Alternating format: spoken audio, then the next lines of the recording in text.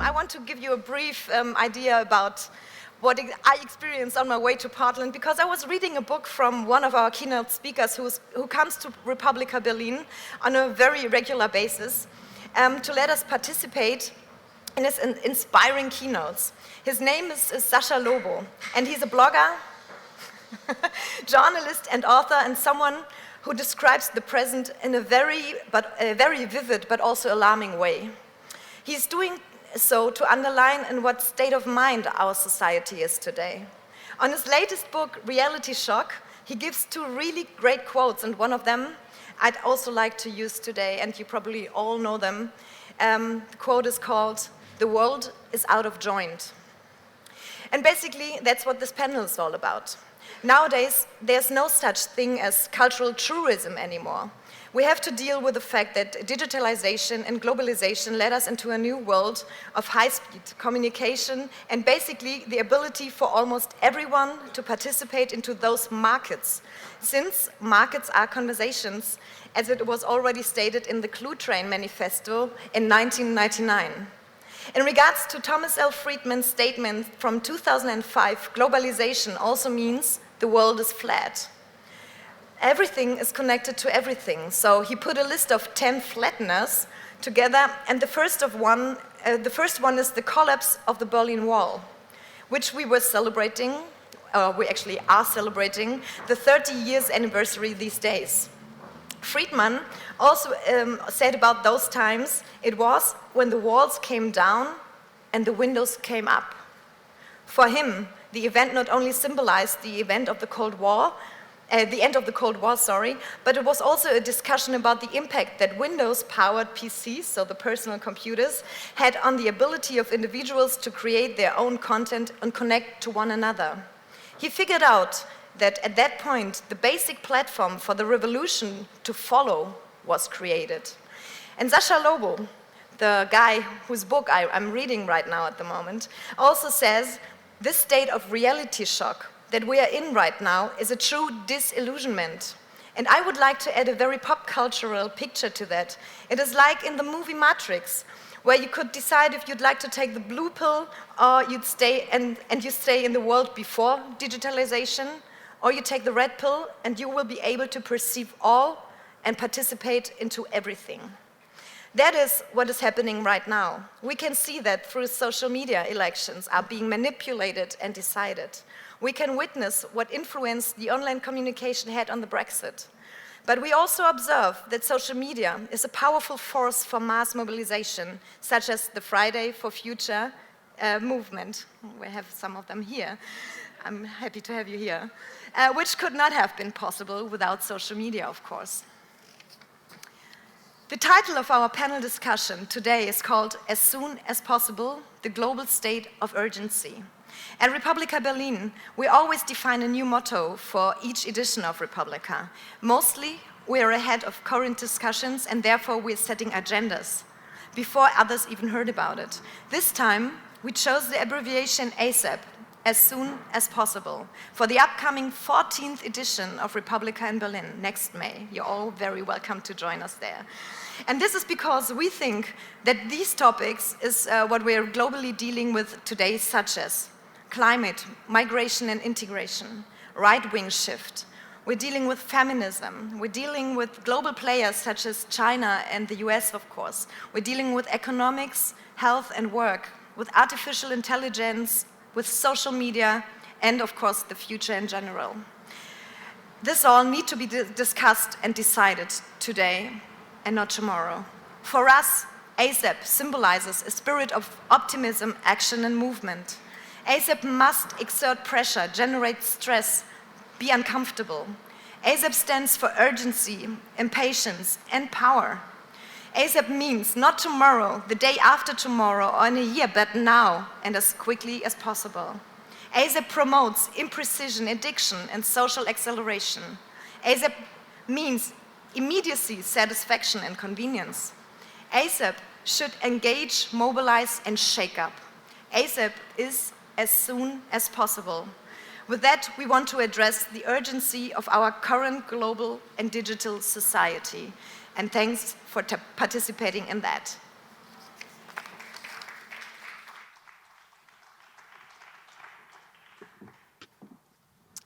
Thank you, Jeannine. I'm going to have our panelists all come up at the same time. If you all want to go ahead and come on up, and I'll introduce you all once you are here in your seats. So I don't know about you, but when I hear ASAP, I immediately get stressed out because there's kind of it's beyond urgency, right? It is dictating how important it is for you to do something, be something. There is an automatic, and if we could get this, thank you so much.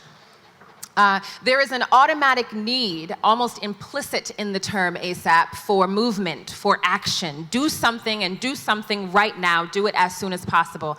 And I immediately begin to panic. What do I do?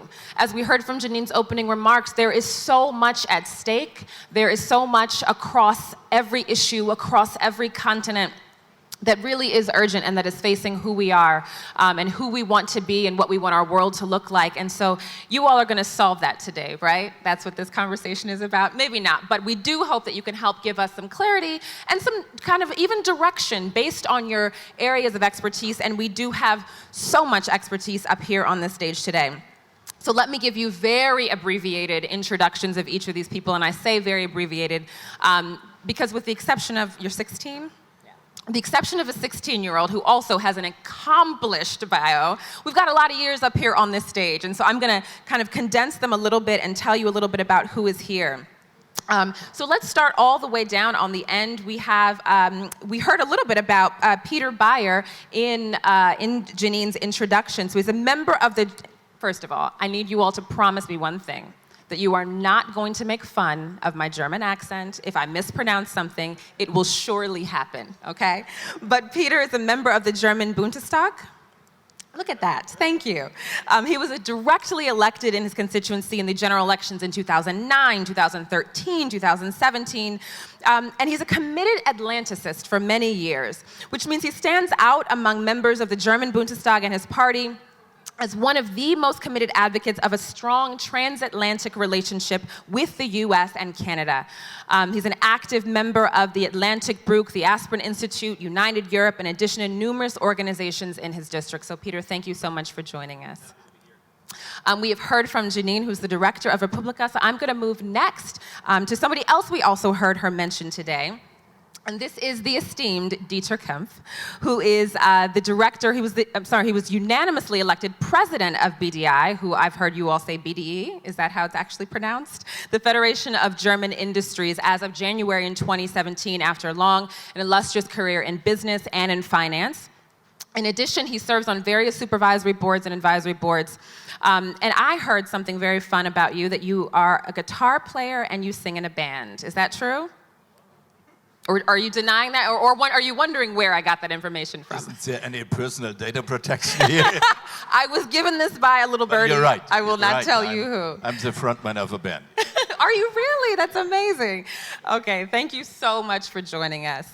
Next to Dieter, we have Amber Case, who is also going to be presenting a little bit later today. And Amber's work is really fascinating. She studies the interaction between humans and computers and how our relationship with information is changing the way cultures think, act, and understand their worlds. She's an internationally recognized design advocate and speaker, a researcher at Institute for the Future, and the author of Calm Technology and Designing with Sound. Amber, thank you so much for being here.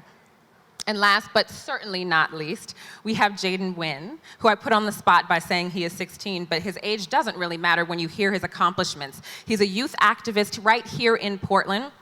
His activism work inspired him to found Youth Igniting Change, a youth alliance dedicated to addressing the issues of our generation, his generation, not mine, including promoting policy reform to end our climate crisis, advocating for Portland's youth experiencing homelessness, and advancing inclusion, equity, and representation in our schools and community. In short, Jaden is a trailblazer. Jaden, thank you so much for being here.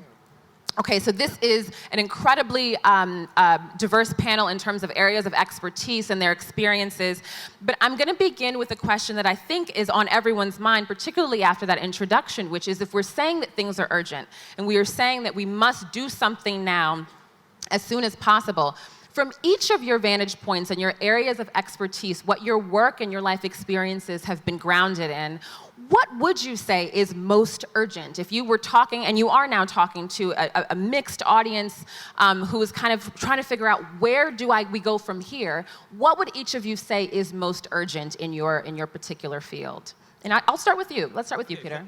Hello? Okay, thank you very much. Well, first of all, let me start by saying that this question of what is number one on the agenda, top priority, has always been around. But I think really a change has started with the advance of the technology, with all these smart devices, I should say. And now we're looking to the future with more and more AI, artificial intelligence. So that is building up pressure. So on the one hand, you have the technological advance, which is good, which has benefits. On the other hand, is building up pressure. So ASAP has been there before, but ASAP becomes more ASAP with the advance also of the technology. So if I look into my field... Can I ask you, is that because there's more... I just want to make sure I understand what you're saying. Is that because there is more at risk, or because the rate of change is moving so fast? The rate of change, and also a lot of change, because that is affecting societies. People have more access to information. There's, for example, for me as a politician, I do not have so much like timely advantage to access to someone's kind of information. Almost everybody has the same or similar, at least more access to information, and in a much more rapid way than ever before. So if I look to my predecessors in office, like 20 years ago or so, a guy, the congressman in my district, when I was a student visiting him in Bonn, which was then our capital, I still remember that, he once said to me, well, there was no internet like 20 years ago. I was visiting him as a student back then, and he once acknowledged that, well, I would not be able to respond to people's requests or needs. And that brings me to to my field of responsibilities. You said quite rightly, it's transatlantic relations, it's a little bit of Western Balkans. We have a whole range of very high priority topics. It's especially if you look to transatlantic trade, or even a little bit beyond, we need solutions to that, because there's an emerging trade conflict, not only this trade war between US and China, but we have a developing trade conflict between the United States and the European Union, which are very, very, very close allies.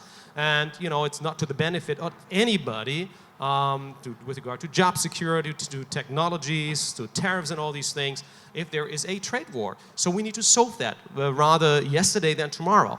So asking of not waiting until tomorrow or the day after tomorrow, we have to do this now. So that is something what I would label with a number one priority in my field of responsibility as the transatlantic coordinator of the German government. Okay, thank you. And I've got a lot of questions that begged, but we'll come back. And Jeannine, we heard from you earlier, and I might want to come back in a minute, but let's jump ahead to Dieter. What would you say, from your vantage point, is most urgent right now? Give me a chance to make an introductory remark to that. Yes. We celebrate the 200th birthday of Mr. Humboldt. And if we would have been able to put him that question, he would probably have answered, everything is connected with everything. Is that guy right or wrong? Of course, he's right. And he was right 200 years ago, and it's right 200 years later.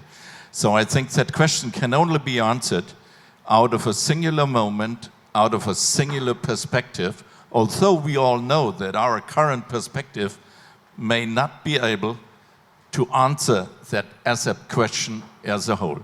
So this as an introductory remark, I try to answer your question from my perspective as being the president of an industrial association.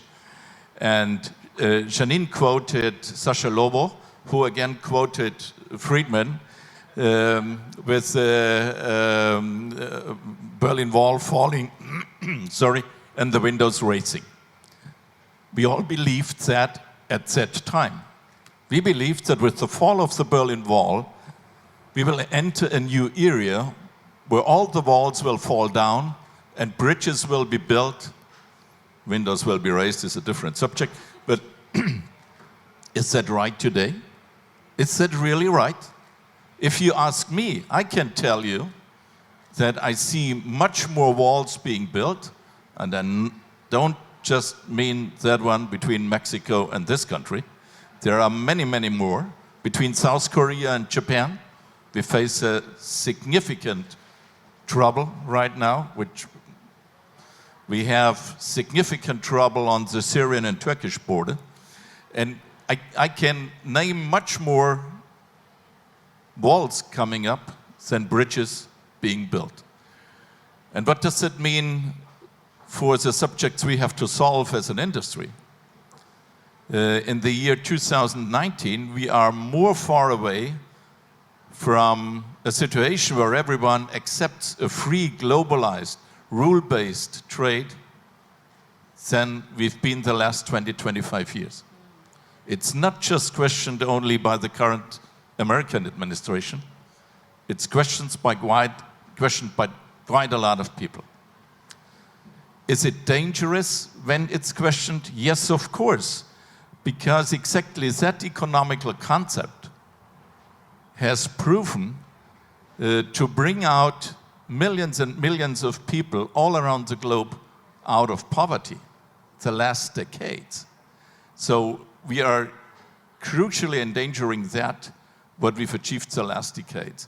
So my first priority is, from my perspective, trying to convince everybody around the globe that a free, rule-based trade in a democratic environment will be the best precondition to solve all the other subjects, all the other challenges we have to solve in future. I love that term, a precondition, right? So even as you're thinking about prioritizing, and to what both of you, everyone has said, really they are all interconnected. But the idea of, are there issues that may be preconditions for others, issues that may be more foundational? That's a really interesting way of thinking about it. Amber, what would you say from your standpoint and vantage point, looking particularly at the relationship between humans and technology? Yeah, I've been thinking about this a lot, and the problem is that, I want to think that there's one big thing, but it's a whole spectrum of things. We have multiple futures. We have all of the past and all of the future with us right now. And there are some, my biggest concern, I guess, we talk about in ancient Greece, there was Aristotle teaching Alexander the Great about this concept of the world oikumene, in which as long as everybody has the same culture, it's an open door policy that everybody can work with each other. And I think that's really great in terms of global trade. But when we talk about applying that to software, we get what Mark Zuckerberg interpreted from that, from studying Greek history, which is Facebook, where everybody is a kind of template itself, where everybody in the world assumes that technology should be built a certain way because this small group of people built it. And it ends up being very much flattening of culture, and it tends to anxiety and depression and taking up a lot of time when that just becomes this distraction. So that's one of the things that I've been thinking about. The other one is that IKEA uses, 1% of the world's forests at this point? And so if you think about how they have to deal with that, they've learned that they need to start purchasing forests.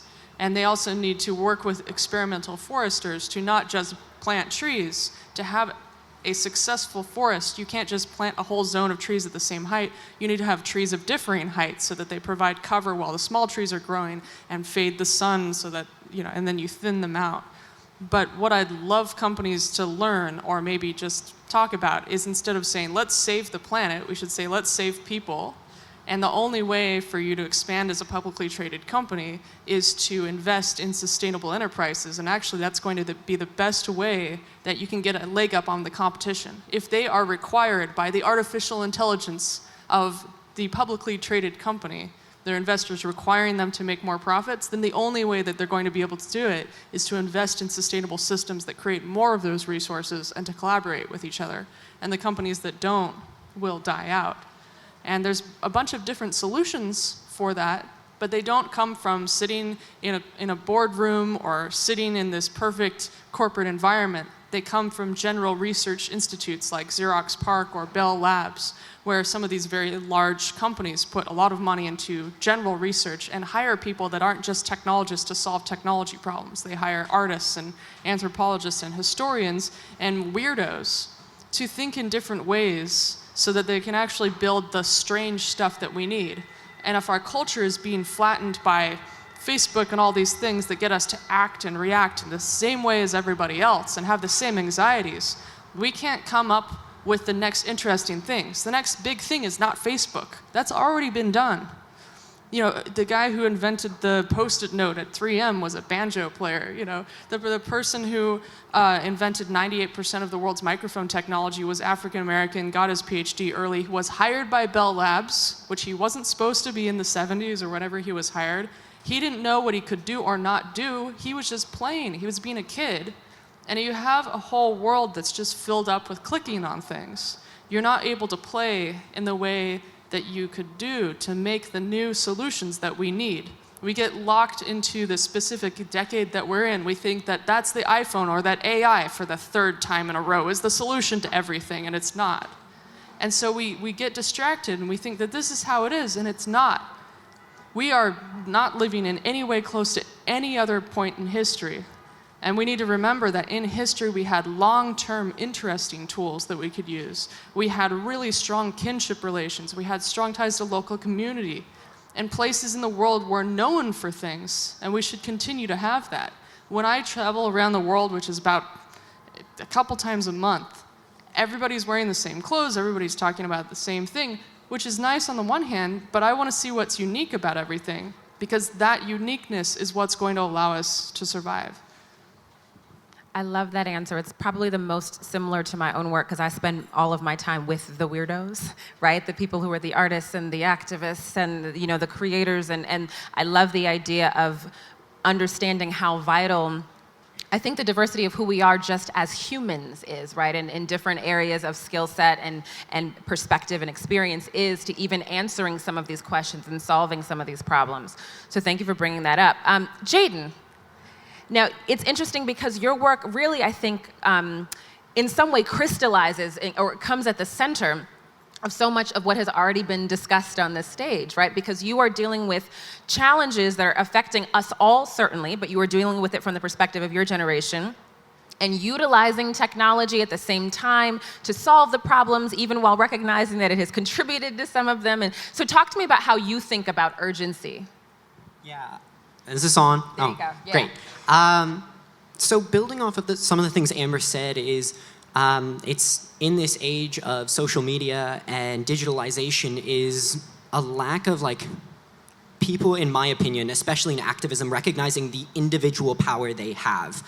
We live in a group mentality society where trends are followed, where people wear the same thing and they fit into socially comfortable groups. Mm-hmm. And that in activism, it's not about, yes, mass mobilization is something which can create massive change, but so can random acts of kindness performed at random times by one person to another person. Mm-hmm. And that in our world today, there's far too much, apathy in a lot of ways from young people, from everyone in our communities where they go, well, I can't make a difference. My $1 isn't going to help that person. If I go get them a coffee, I'm not really changing their life. Whatever it may be, there's an unrecognition of the power that they have to really impact someone else and impact other human beings, because it's not 1,000 people or 10,000 people or 300,000 people.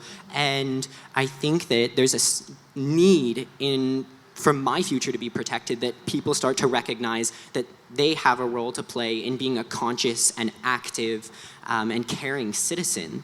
And no matter where you are in your community, as a community member, you have a duty to put yourself out there and step into your own power. And if you see someone that has fallen down, you go and you help them up. No matter if it's you or you and 5 other people or you and 20 other people, no matter how much of a group you have that power. And I think that especially for youth activists and as someone that wants to empower young people to be active in our communities is that they recognize that especially with social media, they have the power to be themselves, walk out into situations and stand in their truth and be the change they wish to see in the world.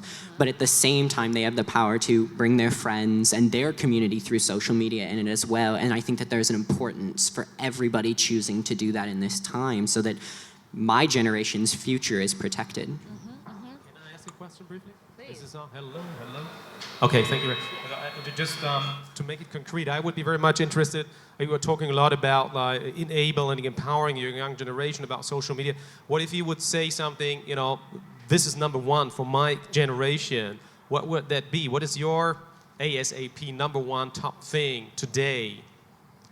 I think that in a lot of ways, I care about a lot of social justice issues, and I think that most important to me is seeing that if young people could use social media to be caring and kind to every other person today, starting today. And I think that there's something that would be so radically empowering and could radically change our world about every person being kind to every other person, in that community feeling, in that I've seen you fall down, I'm going to help you stand back up, no matter who you are, because you're another human, because you're a part of my greater community in this world. I think that that's something important. Jeannine? This sounds like a really great utopia, but actually what happens right now is the other way around. So the people are starting to hate each other. I've never seen so much hatred online as I experienced like in the analog world. So, I mean, this would be awesome to happen, but it's apparently not happening. So what should we do about it? I think this is one ASAP to get all the hatred back from all the channels and gone from the channels and back to the real kindness, empathy, being humble, all that kind of stuff. So what is the idea about that? How can we do that? How can we use social media for that? I think that starts from, I think what's so great about social media, it is brought about an ability to see a diversity of perspectives. Oftentimes, you see people that are in minority groups and you go back into history and they're not represented. And in this digital age, they are able to be represented, but at the same time that there's a lot of controversy which is sparked about that. So I think that the next step is it's having panels like this on stages that are talking about the digital age and starting to address how we can all be more conscious of being both sharing our perspective on social media and on digital platforms, but also doing it in a respectful way where we're being kind to those around us. I actually think a lot in answering that question too about my mind is drawn to some of Amber's work, because I think what happens often is that we try. There's a great quote, and I'm trying to think of who. I believe it's Audre Lorde, but it said and this is a perspective, right or wrong, it was her perspective, that we cannot dismantle the master's house using the master's tools. And again, some people may agree with that, some people may disagree with that, but it is interesting to hear how we think about solving some of these problems using some of the same tools, right, that may have, I won't say caused them, but may have contributed to where we are. And so I wonder kind of that tension between how do we use this technology to, let's say, get us to be kinder, or, to kind of build these bridges or do whatever solve whatever these problems, while at the same time recognizing how much of our humanity has been stripped by them. Like, what is that relationship? And I'm looking at you, Amber. Sure. Well, I think about how a lot of people, especially in the United States, you just work all the time. It's a puritanical work ethic. This whole nation has been built on just humiliation for expressing yourself, and then all of our jokes, all of our humor, our awkwardness, and then we have this idea that we're individuals, but we're not really individuals, but then we're not really connected to each other either. So we can all have this little house in the suburbs and we can all be separate from each other. There's this French artist that moved from France to the United States in Rhode Island, and she drew this picture of everybody living in these little holes, super far away from each other in this big empty plain, and every once in a while somebody would pop up their head and say, "Hi."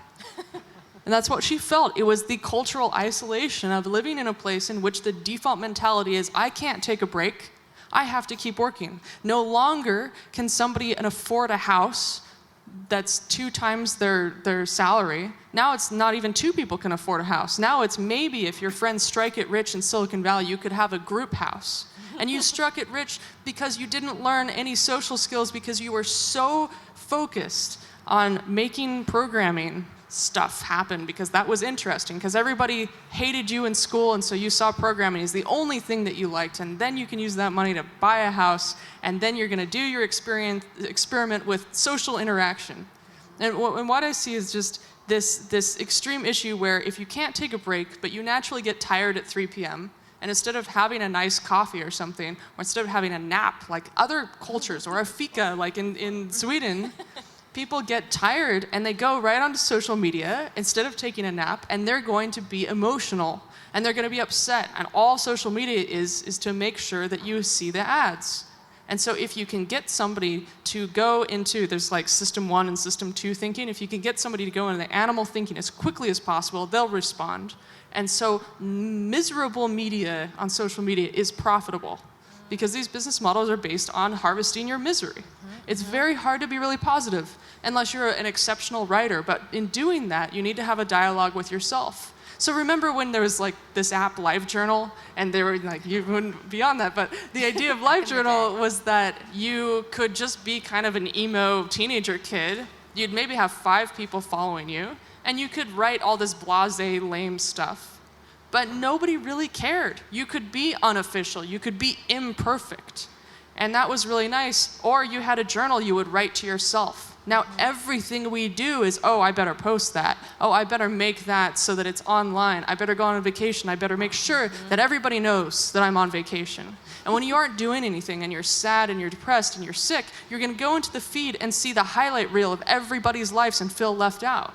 Yeah. There's rarely good things about social media, but in terms of organizing people around climate change and organizing activism, yeah, that's great. It's great right? for that. Like right? that was one thing that connected everybody, right? But a lot of times it's about learning how to have fun without the technology for a couple hours a day, being a kid and being silly so that you can get that dopamine from yourself and from your friends, and then use that energy to do something positive online. But you have to have some restorative time, and I think in this culture, we don't have restorative time or health services or anything like that, and we're all really, really suffering. It's interesting to think about how things as simple as learning who you are, playing, being weird, having, breaks, all of that, you don't usually hear that in conversation with, things like trade wars, right? Or the global climate crisis. So, Jeannine, what were you about to say? You were going to jump in. Yeah, I just wanted to add something about that because we're talking about being connected with each other all the time. Like everything is connected and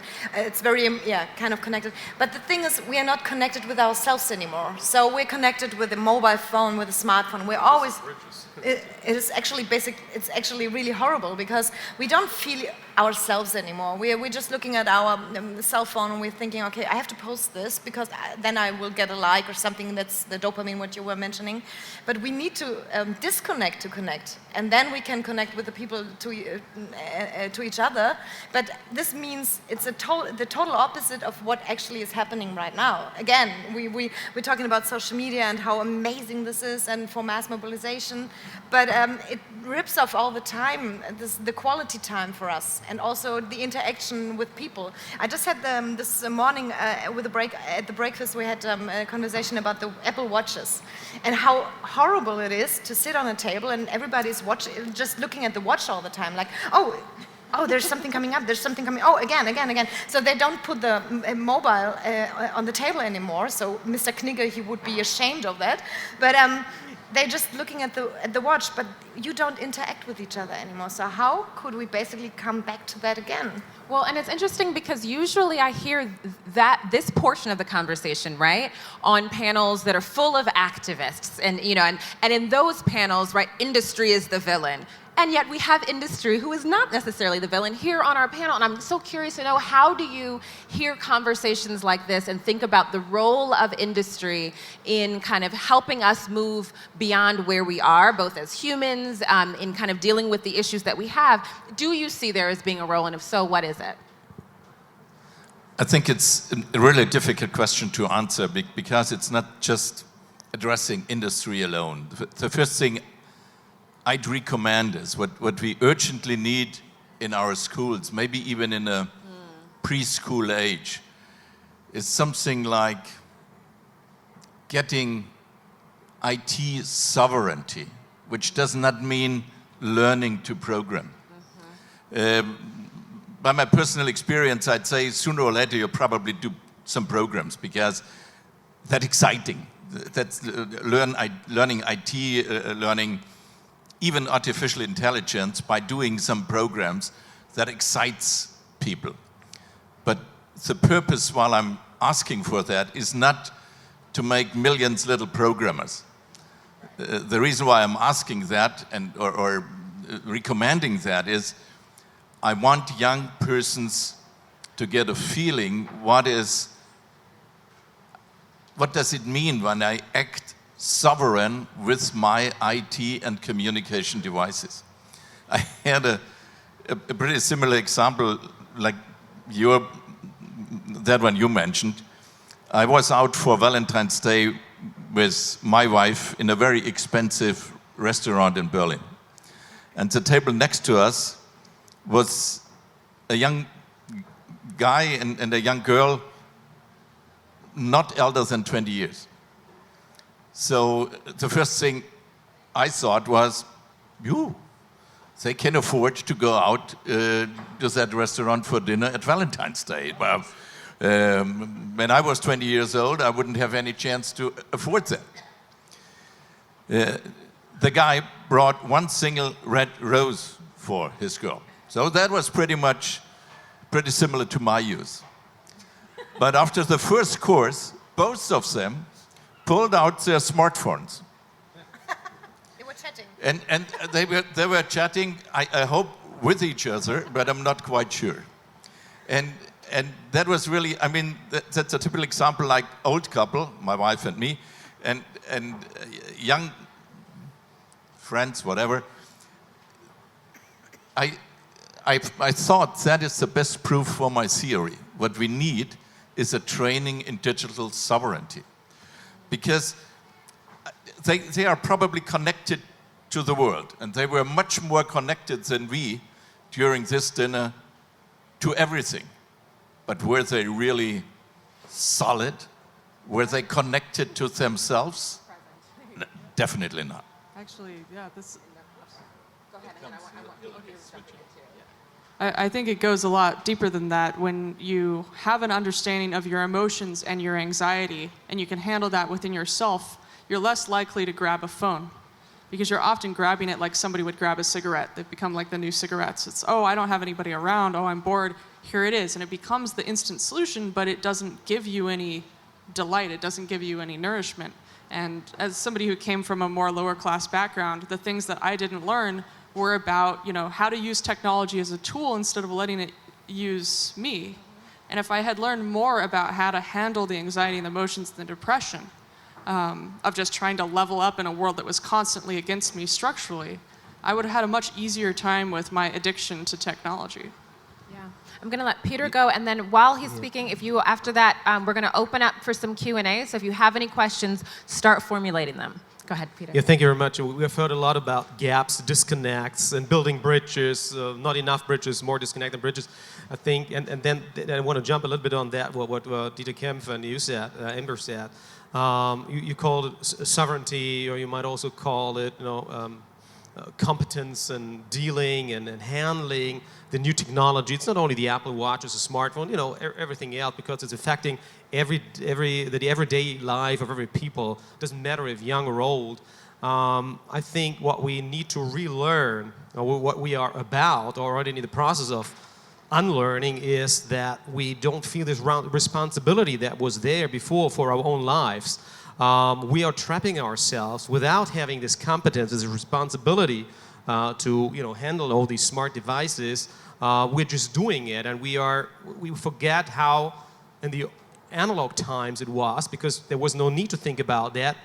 We just practice responsibility for our own lives more. So there's this huge trend towards individualism, disconnect between people sitting at the same table. In this example that you just said, the Valentine's Day in a Berlin restaurant, I think, in all the generations, the young people, the teachers, the older people, in your respect, in everyone's respective field of influence and sphere of responsibility, in the business world, in the activist world, and in the political world, we need to think more about, wow, we have a responsibility for ourselves, for a professional side, and for me and us as an individual. And I think sometimes I'm concerned because there doesn't seem to be enough time to actually deal with that and make, what do we do about it? I don't know the answer to that. In the political Berlin, in this universe where I am, there's a lot of talk about, and actually you can feel it, about the disconnect between Berlin and to my constituencies and my, the folks that I'm representing in Berlin. Although I'm meeting them, I think I'm meeting them many, many times. They have access to me, but the feeling is there. We don't understand each other, although we are chatting 24/7. That is something that needs to be overcome. And we love technology. I love that. I don't understand not even half of that. I love that stuff, and I want to use that as far as I can. But really, I don't really think so much about what I'm doing there. So I think the politicians need to exercise their responsibility there, make responsible decisions. There needs to be some kind of rules and regulation as far as that makes sense. And then as a very last remark, because I see young people there with us, Fridays for Future, climate change, these technology, and you could all go the way back to this so-called Arab Spring. Now we have this Fridays for Future thing and many other things. It's a wonderful means, a tool to bring people together who share a same interest. So there you see, there is one of the bridges, and where people think we have a responsibility that we share climate protection, freedom of speech, or whatever. So I'm quite optimistic that it can be done, but it needs to be structured somehow. It's funny, you brought up a theme that I actually heard, even if everyone didn't say this word, that I heard echoed throughout, which is, in some way, the answer to this question of as soon as possible and what must we do and how, ties in some way to time, that we must create the time to, whether it's to know who we are, spend time with ourselves, whether it's to learn and have digital literacy and understand digital sovereignty, whether it's to relearn how to connect with people, but that in our society where we work 24/7 and technology is prioritized and there's always activity, even in a state of global urgency, that we must find how to create the time. In some ways, this conversation is just the beginning of that. In some ways, Republica as an event is part of that. But how do we carve out the time to address some of these foundational, or as Dieter said, preconditional issues around humanity, who we are, how we work together? Jeannine, did you just raise your hand? Really? Was that you? Just to add something to the time issues. So. Please, you do that, and then we'll go to the audience. I just wanted to say that we do have the time. We just spend it wrong. So we just spend it in the wrong way. We do have all the time in the world. So, yeah, it's true. Because if we just get rid of all this, looking at the social media stuff and everything, we will have time to overthink stuff. We can do strategies. We can interact with each other. We just need to shift times.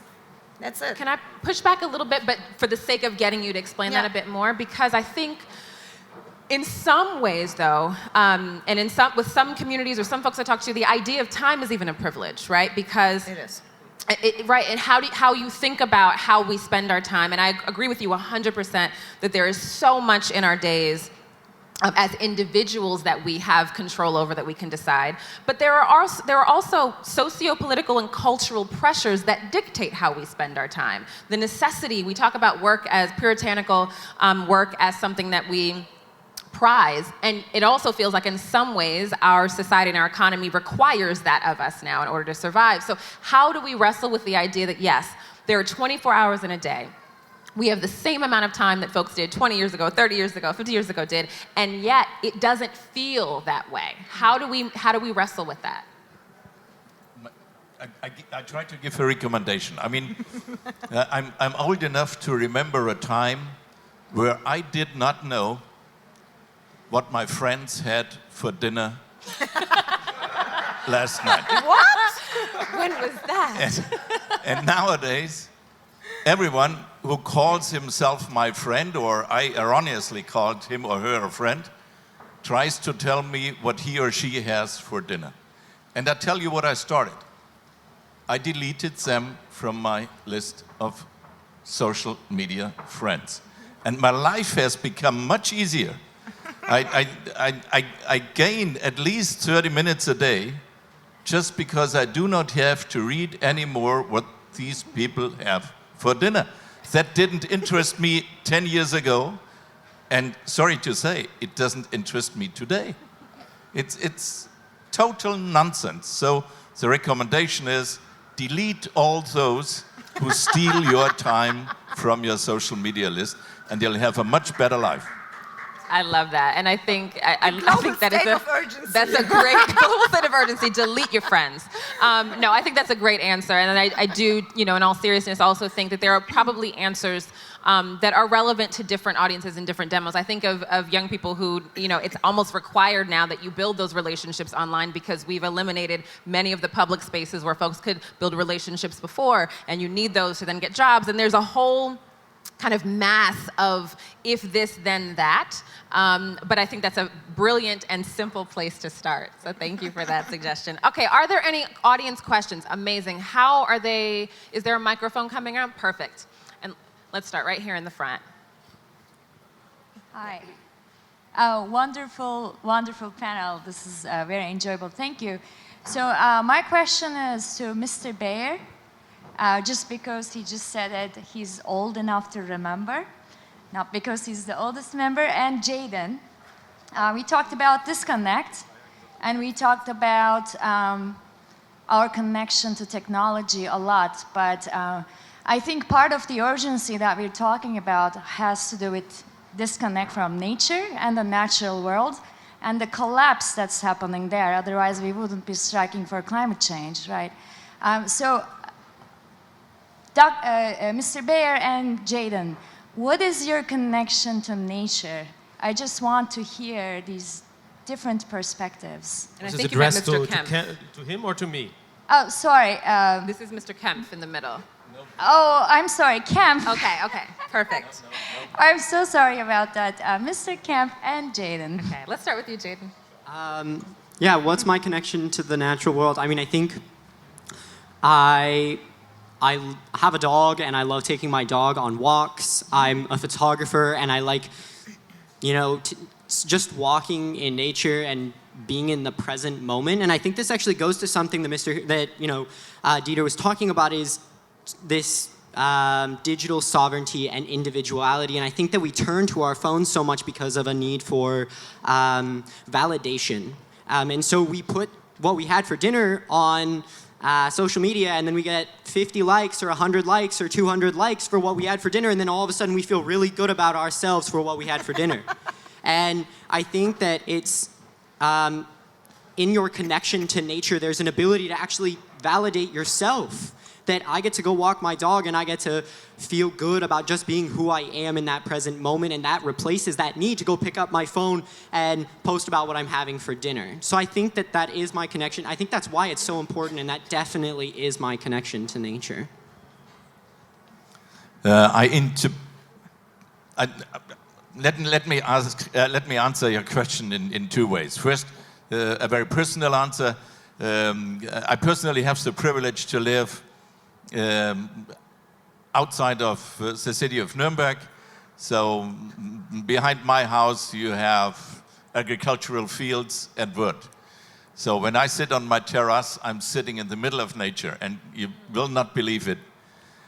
Sitting there with a glass of wine and watching the birds, watching the nature, maybe even watching the stars is really much more important for me and much more satisfying for me than reading what my friends had for dinner. Second part, that is a business part. And the question you raised has to be dealt with very, very seriously by industry, but also by everyone individually. So every one of us being responsible for an industry job, being a responsible politician, being a responsible person in the neighborhood and your social context has to ask her or himself, what can I do to use natural resources in a more intelligent way that we did it the last 50 to 80 years. I'm not saying that what we did was wrong. Let's be very clear on that. What our parents and grandparents did gave us the chance to discuss that subject. And the reason that, or the luck that I have, that I can get, your estimation was right, I'm 66 years old. The luck that I had, that I didn't experience any war in the center of Europe. It's not true for Europe, by the way. We had a horrible war in Yugoslavia. But in the center of Europe, I didn't experience any war. That is something which my parents had not as an experience, my grandparents had not, and my grandparents hadn't either.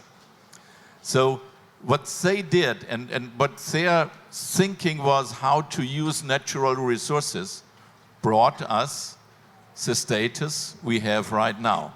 Nevertheless, it's now the point to think that we have to use our intelligence, we have to use our ingenious spirit to do it better than they did. They didn't know better. So that's the job we have to do. But that has not just to do with energy, that has not just to do with climate, that has also to do with social skills, that has also to do with things like science for freedom. Just try to remember how many wars we have right now around the globe. There are more than 20. We are not living in a peaceful world, by no means. You in the States, we in Germany, yes, we have the luck, the world not. So we have to focus on quite a bunch of things. Thank you. We have time for one more question. My question is, if we presume that we came from over 250,000 years of evolution to get our big fat brains, our 10 fingers, and our 2 opposing thumbs, how on earth can we educate the masses to understand what we've learned? Because there's things like religion and various philosophies that just lock up a lot of brains and keep them very narrow. So that's a big question to all of you. Thank you very much for being here. Go ahead.